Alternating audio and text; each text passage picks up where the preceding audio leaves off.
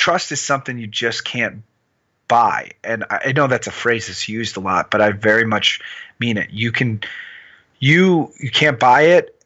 You can't, and it can't be taken from you either. In order to take that, well, you'd actually have to give it away and break that yourself. So it has a value in life that I think is often overshadowed just because it's intangible.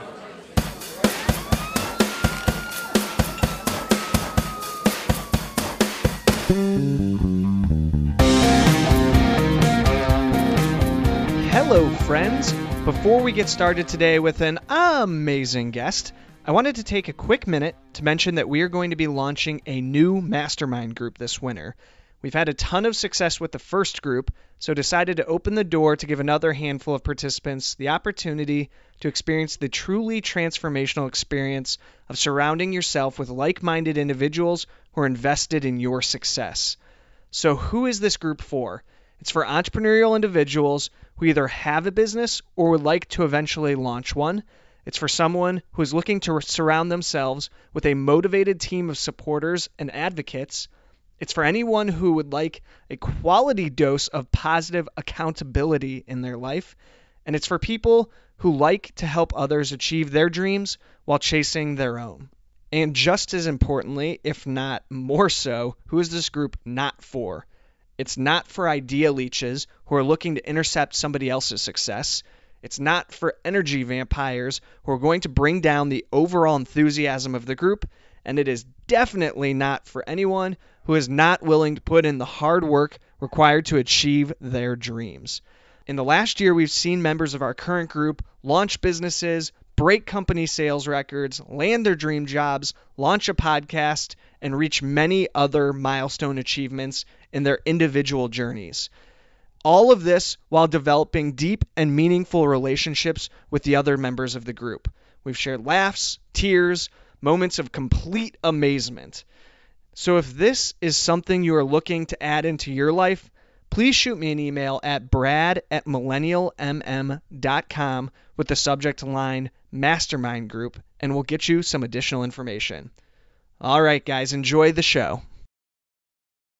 Hey there, folks. Welcome to the Millennial Mastermind Podcast. Today, we are joined by Alex Sheen, the founder of Because I Said I Would, a nonprofit organization dedicated to the betterment of humanity through promises made and, more importantly, promises kept.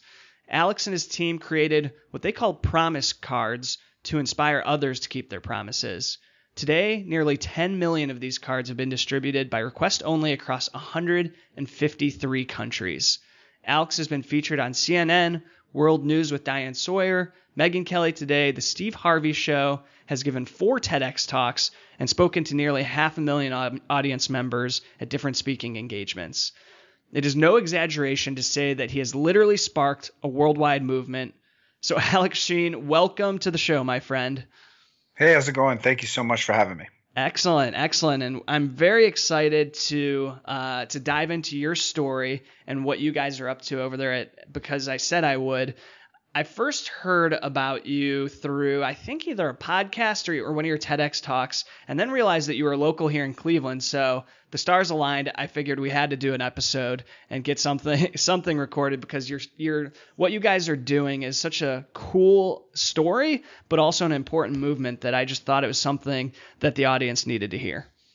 Well, thank you. I think a lot of people don't keep their promises anymore, and at first it just kind of sounds like some social commentary or whatever, but it actually has a rippling effect in society. Think about everybody who says something like I don't know, New Year's resolutions, right? Mm-hmm. I'm going to lose weight, I'm going to quit smoking. At the surface level, it just sounds like something you say at a party, but these are actually really, really important things to humanity, to your health, to your family, to society. So promises have a huge place in our world.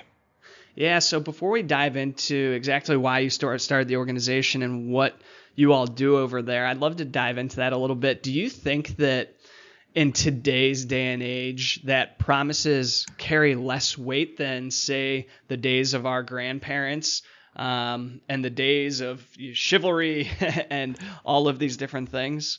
Yeah, no, I believe 100% that is true, for at least one reason. Okay, let's flash back to, let's say, the year that I was born. Okay, 1985. Let's say some simple promise, something that's kind of benign, like going to the movies, right? You tell your friend you're going to go to this movie at 8 o'clock on Thursday, and then so you go, you're there at the movie theater, and they don't show up, right? Mm-hmm. You presume that person's like dead or something, right? Because it's like you can't call them. Even if you did call them, they wouldn't be at home, right? They're either late, or did something happen? Did they forget? You would just sit there and wait until some amount of minutes where you felt like, well, I don't think this person's coming. I'm just not going to watch this movie, or I'll go by myself. And the reason why I bring up that example in your comment regarding just like today's day and age is that how easy is it right now to just text you and say, hey, man, not going to make it, 5 minutes before that movie starts rolling. It's really easy to break promises with very, very low accountability, because you can hide behind a text, a keyboard, an email, and it's just easier to do that. And then that's sort of like the promise kept side, or the promise broken side. But even the promise making side is easier. How easy is it just to click a bunch of buttons on Facebook, like, yeah, I'm going to that event, and then I'm going to this one too, and text somebody yes, and text somebody I will. A lot of these things are commitments to that person on the other side. And if it's easier to make promises, and we have a consistent batting average, right? Even if that batting average is good, if you increase the volume, that means you're going to have more misses. That means more broken promises. So on kind of all sides, it seems like it might be easier to not stay true to your word. You said an important word there that I want to circle back to later in this conversation, but accountability was that. So I think we're going to need to touch on that. But before we do that, would you mind just giving a quick background on the organization and why you started the nonprofit? Yeah. I'm sort of obsessed with promises for a particular reason. So I once knew a man who kept his promises. His name was Sheen, and he was my father. He was kind of old school in certain regards. A handshake still means something kind of guy. And unfortunately, on September 4th of 2012, my father died of small cell lung cancer. I gave his eulogy, and its title was Because I Said I Would. I talked about the importance of a promise, because too often we say things like, I'll get to it, or tomorrow. But I've learned that one day there is no tomorrow. So the promises that we make and we keep, that defines a lot about who we are, how we're going to spend our time on this earth. It defines our character. I gave my father's eulogy, and its title was Because I Said I Would. I talked about the importance of a promise that day, and at his funeral, for the first time, I gave out this little piece of paper that would become known as the promise card. It's simple. It's small. It's like literally the size of a business card. On the front, it says, Because I Said I Would. On the back, there is nothing else. All you do is you take a promise in your life. Maybe it's something small you said today. Could be something so big that it defines part of your purpose for being on this earth. You write that promise on the card. You give it to someone. You tell them, I'm going to fulfill this promise, and when I do, I earn this card back. It's a symbol of my honor, my respect. It is my property, and I'm coming back for it. You go, you fulfill your promise, you earn your card back, and you keep it as a reminder that maybe you're a person of your word, like my father was to me and my brother. I love that. And so we talked about a little accountability, and you mentioned that when you were talking about the importance of keeping promises. And how does Because I Said I Would play into that accountability factor, or what role does accountability have in somebody actually keeping a promise? Yeah, there's a concept that we have Because I Said I Would called accountability threshold.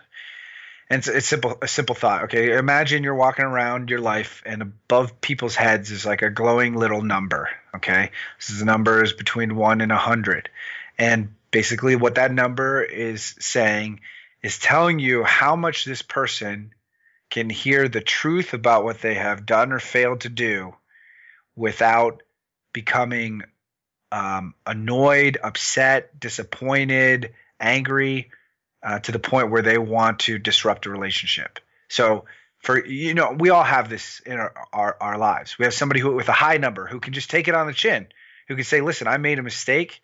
That's on me. I could rattle off a bunch of excuses to you, but we don't have time for that. And I should have done this and I didn't. That's your hundreds. That's your 99s, your 90s. But then you have people who will say, well, there was this, and they even if it's just true, we all make mistakes. Breaking promises is just part of life. It's not to say that it's a good thing, but it's just a part of life. How are we gonna accept that accountability though? It really ranges. And so for how they handle accountability, you have to think about that threshold, because at some point you could totally just break a relationship. And is it worth it to hold that person accountable? Maybe sometimes it is, maybe it's not. Maybe you need to soften your word choice. Maybe that person can't quite handle a blunt amount of feedback. So it's really about maintaining relationships when you're judging accountability thresholds and deciding what to do or what to say.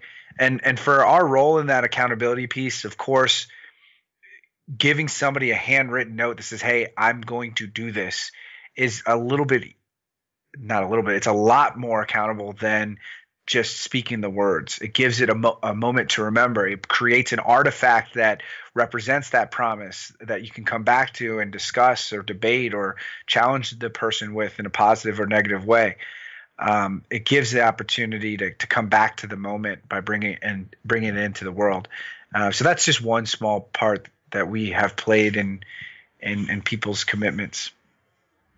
And one other thing you mentioned earlier was how easy today it is to make commitments or make promises. And this is something that I'm actively working on getting better at in my own life. And I think most notably things like when I'm not fully present, especially with my wife, when I'm at home, if I'm reading or watching TV and she asks me if I could do some future activity like take out the trash, something even simple. And it's super easy for me to say, oh yeah, sure thing. Or yeah, I'll do that tomorrow. No problem.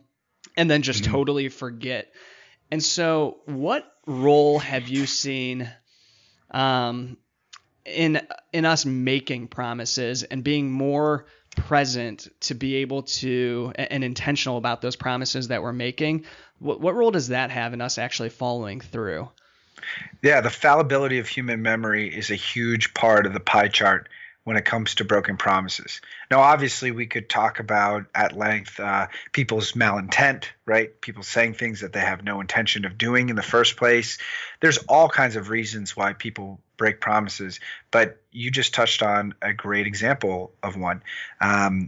The University of Arizona at Tucson did a study on the number of words that the average American says in a day, okay? And that's 15,942 words. Your memory does not have the capacity to retain all that information or retain it accurately, really both. It's physically impossible. It's like asking someone to bench 5,000 pounds. You cannot remember it all. And so really what helps us prevent those type of broken promises the best is the medium in which we record those commitments. That's why maybe the promise card resonated with people early on, or maybe even today. It just gave them a chance to literally write it down, and you're more likely to fulfill a commitment when you just, can remember that it even existed in the first place. But everything doesn't need to be pen and paper or on our promise card. That's really not even how I make a lot of promises. The first thing I do when I make a promise is even before I do that is check the feasibility if I can. That planning part is important, but let's skip that step for just a moment. the first thing I do is I open my phone and I put it on my calendar. Like, when am I going to do this task? A lot of people just calendar meetings that are physically with other people. Let's say this interview, for example. But, I scheduled the time to drive home, to be prepared for this interview, to set up the computer, that kind of stuff. And the commitment that we make is built on other things kind of stacking on top of each other. So it's not only just the meetings face to face with people or on the phone, but what about just individual tasks that are independently done? We can remember those better. We can plan the amount of time it requires. We can just do so much more in the calendar than on a promise card. So both have their place and they serve different purposes, but you're absolutely right. Memory is a huge part of it. Yeah, I love the concept of scheduling that out and making sure that it is feasible within whatever your calendar looks like for the next week, month, whatever the time frame is, day, hour for whatever that commitment or promise is.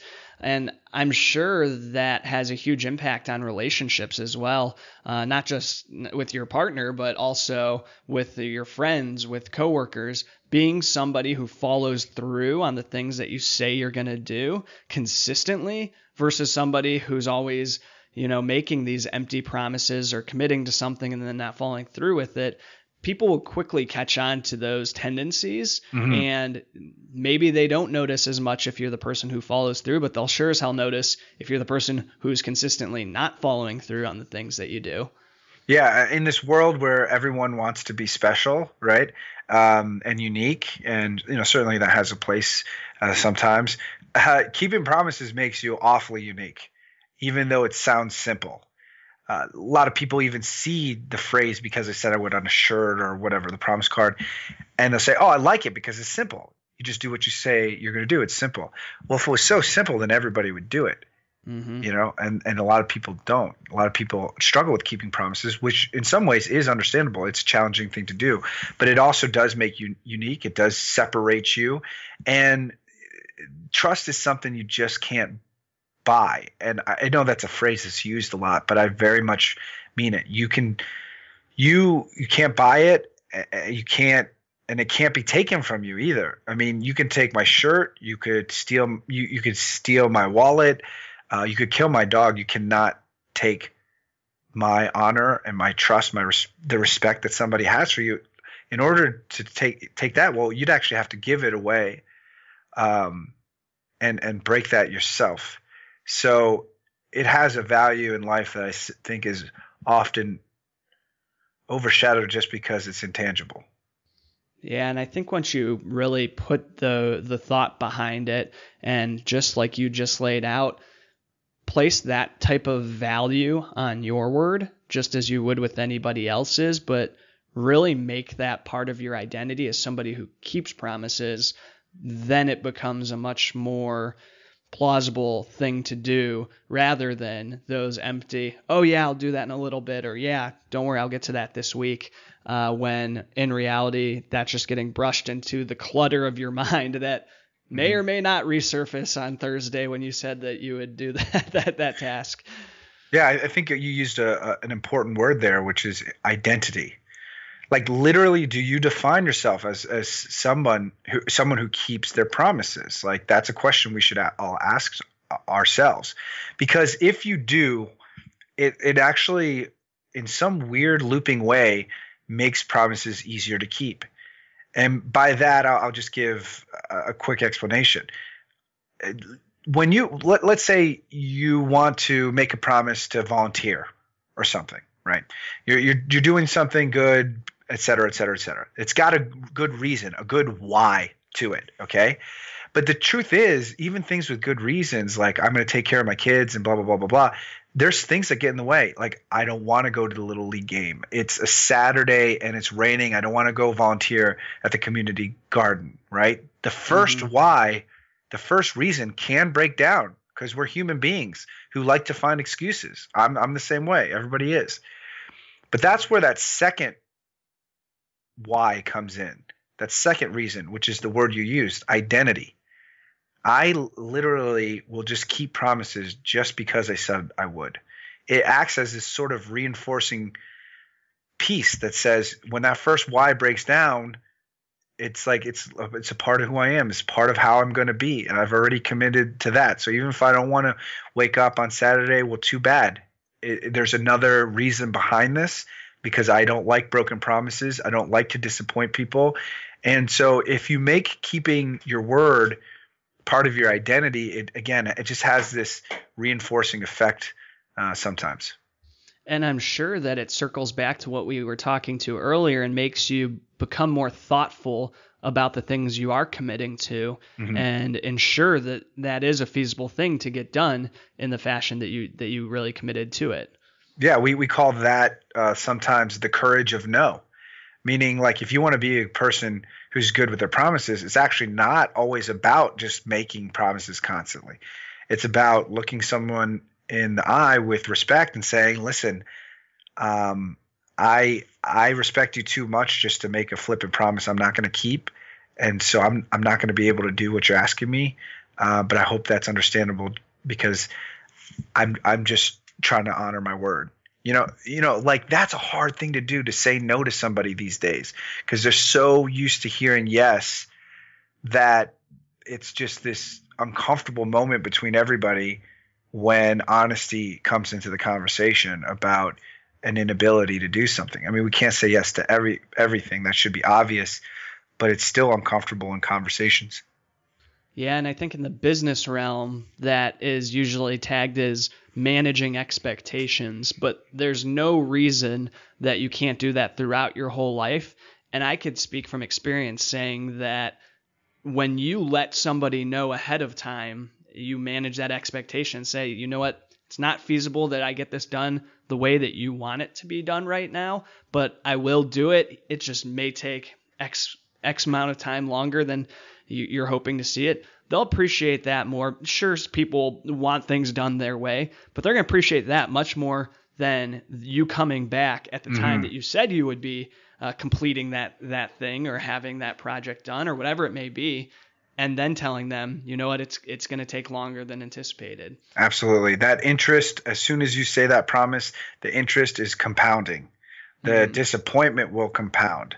The planning and activities that they're doing in preparation for your thing to get done is also like how much they're relying on it. It's compounding.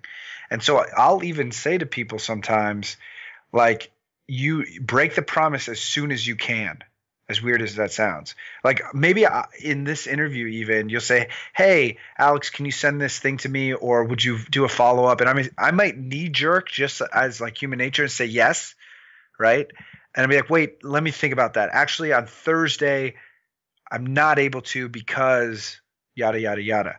You want to break that promise as soon as possible instead of letting it simmer.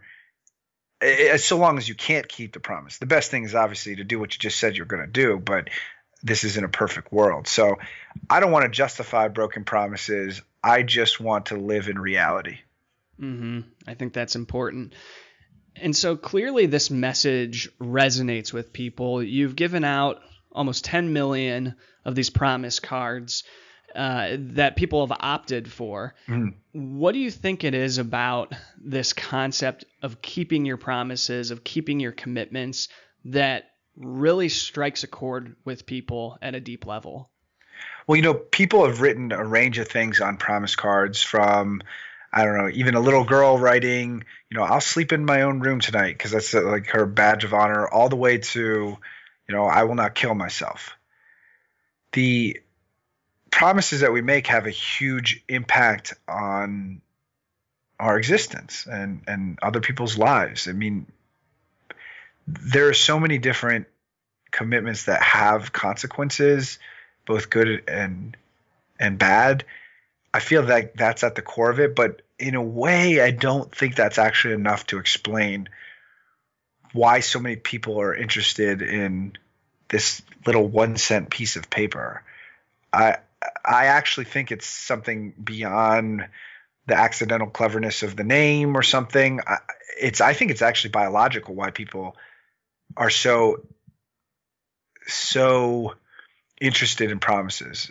and I'll explain that briefly. I mean, in our brain, we have our frontal lobe. It's responsible for all kinds of things, and one of the things it lights up when you're actually thinking about the future. Okay, future planning. And they've done brain scans and things on this. They don't necessarily know why and all those things, but they can tell when you are thinking about the future, that's the part of your brain that you're using. What an interesting concept, because humans are almost uniquely and individually capable of thinking of the future. Other animals may have some slim grasp of it that helps with hibernation or something like that, but nothing even close to how deep humans can think of about the future. And what a burden is that, you know? I mean, literally think when we're in elementary, middle school, right? We're like, oh, I got to behave because then I got to go to high school and I can't. I got to get a good GPA because then that sends me into college or maybe gets the scholarship that then eventually I'll graduate and get the job and get the wife. And you're literally thinking about that like almost in middle school, trying not to do something wrong. Mm-hmm. And when people have anxiety, that part of your brain really lights up. So how soothing, how deep is the feeling when someone says, no, don't worry about it. This is the future. I promise you this will happen. That's literally the dictionary definition of a future, telling someone you'll definitely do something or something will happen in the future. So I feel like it speaks to us almost at a biological level, and that's why you see promises so consistently in movies, in every book you've ever read. There's this sense of commitment and what's going to happen in the future and anticipation against those challenges that speaks to the human condition. Yeah, that makes sense. And so I'm sure that over the process of seeing all of these promise cards come in and seeing people actually keep their promises and stay true to their commitments, you've learned quite a bit about the human response to keeping promises. If you could go back in time to when you first started this in 2012, maybe even before then, and talk to yourself at that point in life, is there one piece of advice that you would give to your younger self about keeping promises? That is a great question. One that I haven't entirely been asked before. And that's why I don't want to be quick to just spurt something out. I mean, my knee-jerk reaction is something almost based on habits and tactics, like a practical advice, like, Alex, you need to use your calendar more. Like, I know that sounds silly, but it's the number one tool for me to keep promises today. But that would have fallen on deaf ears for a younger Alex Sheen, you know? Mm-hmm. I just wouldn't even have gotten that. I probably would have talked to myself about why keeping a promise is more symbolic and representative of your time on this earth. It's literally your intention and how you are going to apply your time. What you promise is your life. Are you going to graduate? Are you going to help people? What are you actually committed to? And what is our time on this earth other than our purpose? Meaning like at the end of it, like the last day of my father's life, what did he think of as he was dying of cancer in our home? He thought about how he spent his time. And so much of that is what we promise and what we do and fail to do. But the truth is, I don't even know if I could have explained it succinctly. It's best seen by the examples of even our supporters. Mm-hmm. Like Colonel Schenecker serves 27 years in the U.S. Army. While he's overseas, hears that his 2 children are shot and killed by his wife, their mother. Writes a promise that I will remember how they lived. You could just keep going with those promise cards, and I think that actually no, that's what I would have done. That is, I wouldn't have explained anything. I would have just shared the stories of what was written on those cards, and then I would have just asked myself, do you want to be one of these people? Do you think that's worth your time? And then I would have just left. That's beautiful. And I think that really pays tribute to even your father's life, who is the reason you kicked this whole thing off, as you shared. And he was one of those people that his ability to keep promises was clearly such an impactful aspect of his life that put you off on this journey. So maybe you intuitively already knew it without needing those stories, but just at those as a reinforcement of becoming the person that you wanted to ultimately be. Yeah. So that's awesome. I have a question for you. Who do you think is the most reliable person in your life? I think for me, it's definitely been my wife. It's the second time she's coming up in this conversation, and it's funny because the first time was about how I'm bad about keeping these small promises or these small commitments, and that's something that I've had to actively work on, where she is really good at that. And I think that's probably why it drives her nuts, because she expects that same commitment that she provides. But she's a person that when she says she's going to do something, she doesn't forget about it. She remembers it, and she follows up on that. So that's. Do you think that's one of the reasons you married her? Absolutely. Yeah. I mean, just the way that she's able to do that and be an example has made me better. And that was 100% one of the things that I thought about when proposing was, this is a person that makes me better. And that's one of a million things, but that now that I think about it, that's definitely one of those pieces. I mean, even think about the standard issue,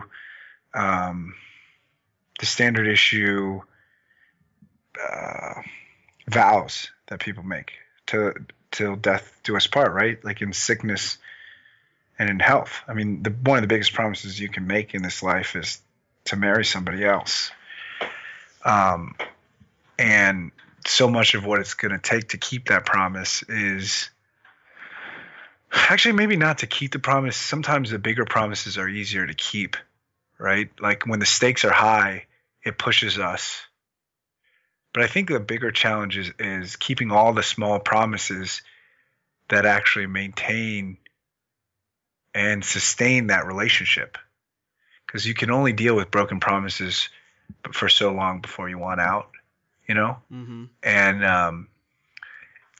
And so it's weird how even the small things, and the big things have got different places in the world of a relationship and things. But yeah, I mean, I think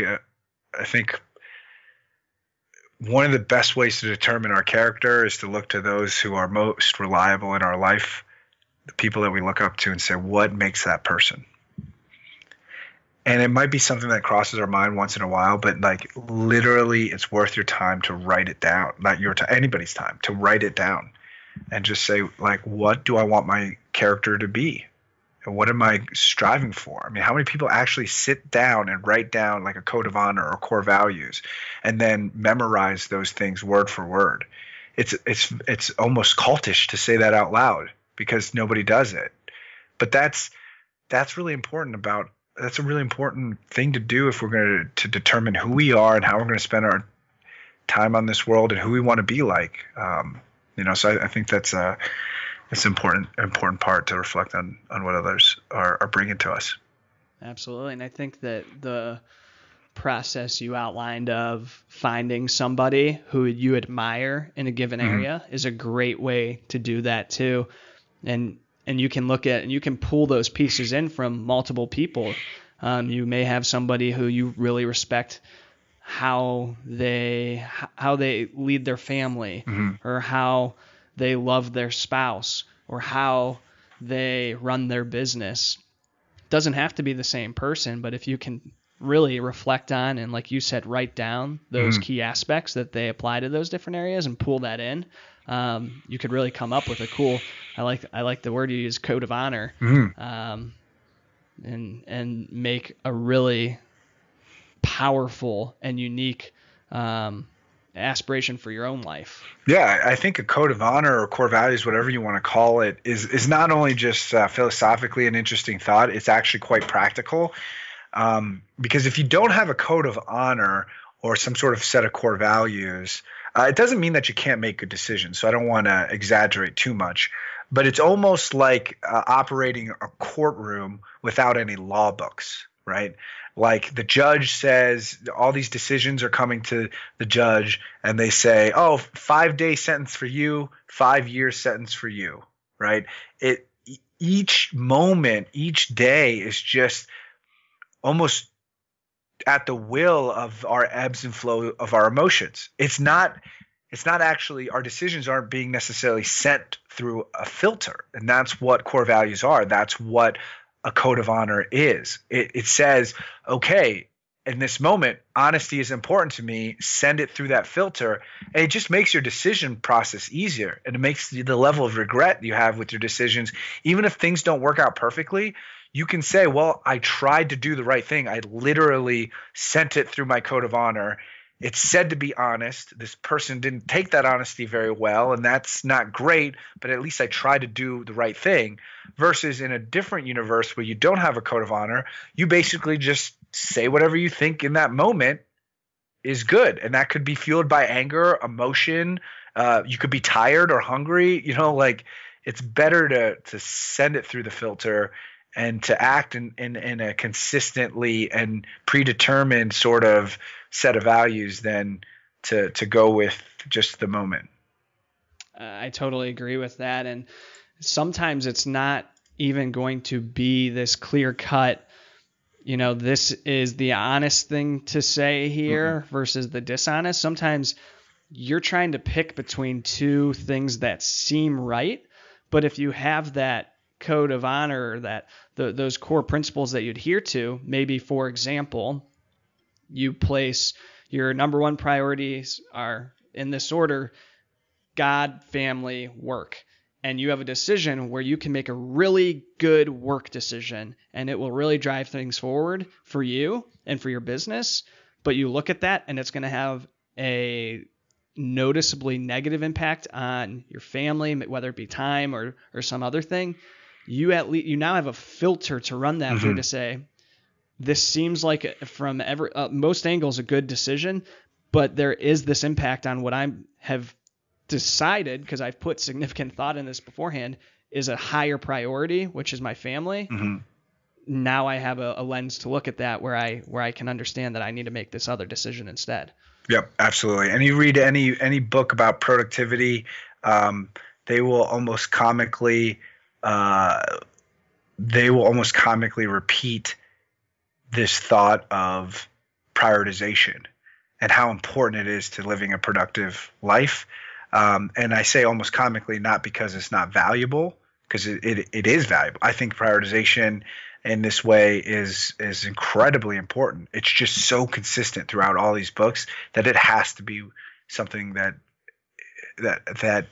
we take a look at, that we consider adopting. And that's what this type of core value kind of thing helps us with. It just, these are your priorities. This is what I've decided. And it makes things easier to just make a decision with. That was a fun rabbit hole to go down. I'm glad we explored it. Alex, so you have a book coming out, correct, in January? Yeah, January 1st. The Because I Said I Would book is going to hit the shelves, and 100% of the proceeds are going to benefit our nonprofit. Just to touch on that real lightly, we do character education programming in schools and in prisons, juvenile detention centers, teaching students, youth about things like honesty, self-control, accountability in the classroom, lesson plans, videos. And we also have high school chapters of kids who keep promises to help others in need, volunteerism. So the Promise Card was the origin of it all. But our programs have grown far beyond that.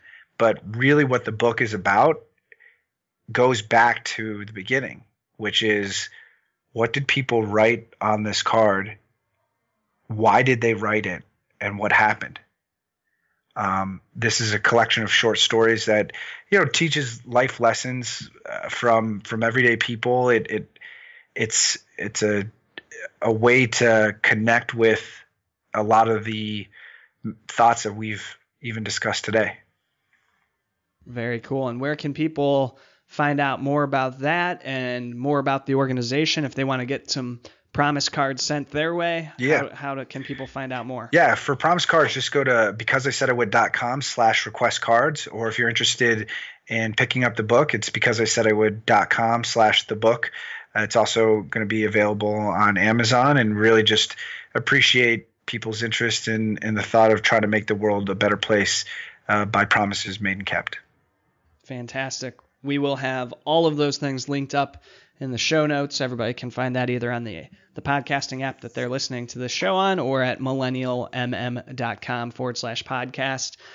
Alex, I just want to say thank you, brother, for coming on the show, sharing your story, sharing everything that you guys are doing to drive this movement forward and having a truly positive impact in the world. It's very inspiring, and I'm glad that we could have the time to share this and put this out there. Well, I appreciate your support. I appreciate all your listeners, and thanks again.